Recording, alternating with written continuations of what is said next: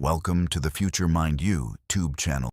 Hey guys, this is Darshni Karthikeyan, and today we are going to talk about something super interesting, that is how rocket actually works and chemistry behind it.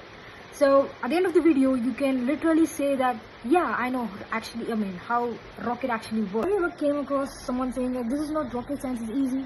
And that's true, because rocket science is it's one of the most powerful and insane knowledge that human ever built. Let's see what are the types of rockets that our ISRO has built. In ISRO, we have different types of rocket for different purpose.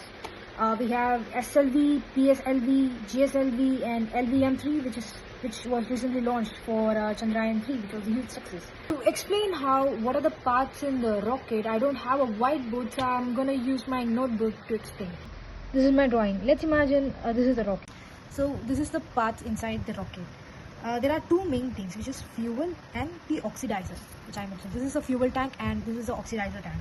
The fuel burns, but burning the fuel we need oxygen, and in space there is no air. So unlike a jet and aircraft, we cannot use oxygen to burn our own fuel. So we should carry our own oxidizer to burn the fuel. How do we move these liquids to the chamber?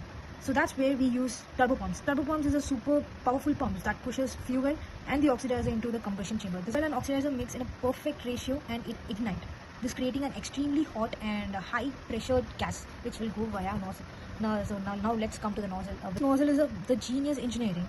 It's not just a pipe, but it's specifically designed converging and diverging nozzle. You can see the narrow and wide part, right? First, the gas flows subsonic, and then when it reaches its narrow point, it hits the speed of sound, which convert the subsonic into the supersonic power, which release the gas at a very high speed. Will make the rocket to move upward. It basically Newton's third law. For every action there is an equal and opposite reaction. So if the rocket tilt or lose its balance, the nozzle will adjust in the opposite direction. These are the basic parts inside the rocket. This is the physics inside of the rocket and how it actually works. Now let's come to chemistry part. So the chemistry behind the rocket is as we mentioned before, it contains fuel and oxidizer to burn. So when they mix and ignite, the chemical reaction happens and the temperature inside the combustion chamber reaches up to 3000 to 3500 degrees Celsius, which is hotter than lava and hotter than most of the metal can handle. So this energy turns liquid fuel into a high-speed hot gas. Hydrogen reacts with oxygen. It forms water and releases a massive amount of energy, which is 2H2 plus O2 equal to 2H2O plus energy. Actually used kerosene RP1 as a fuel and liquid oxygen as an oxidizer. Hypergolic fuel automatically ignites when they touch each other, so there is no spark needed. For example, like GSLV or VM3 uses cryogenic fuel. Cryogenic fuel is nothing but a hydrogen burns with oxygen into form of water but release an immense amount of energy.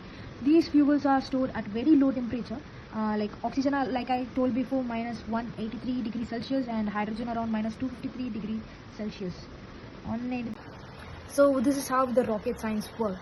And the rocket science is very complex because everything has to be tested in a very microscopical level. It should be very precision because every parameter is tested, like the flow, the pressure, the fuel mixture, because even a tiny mismatch can lead the mission to lose control or worse, to blast or anything. That's why they use an advanced level of sensor computing and engineering to check all the aspects before launching the rocket. So next time when someone says it's not a rocket science, remember, rocket science is not rocket science is a perfect combination of physics, chemistry, and precision engineering that works together in harmony. From fuel reaction to high-speed exhaustion, and from a nozzle to the thrust control, every small detail. The rocket doesn't just fly; they are carefully guided, controlled, compute-designed machineries to push the human capacity. And that's what makes the rocket science more complex and also truly fascinating. And thank you for watching.